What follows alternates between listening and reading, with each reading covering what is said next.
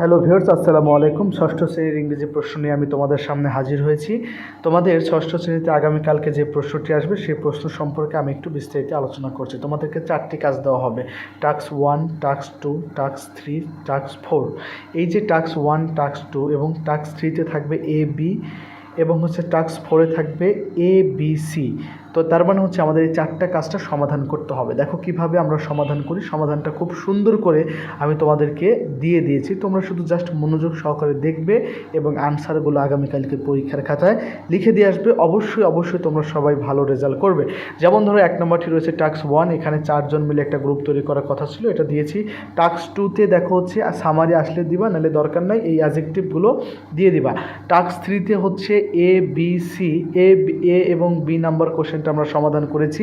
Task 4-এ A B সিটা সমাধান করা দেওয়া আছে। তোমরা সবাই সুন্দর করে এই বিষয়গুলো তোমরা দেখবা। টাস্ক 4-এ যে সি নাম্বারটা, এটা আমরা সমাধান করে দিয়েছি।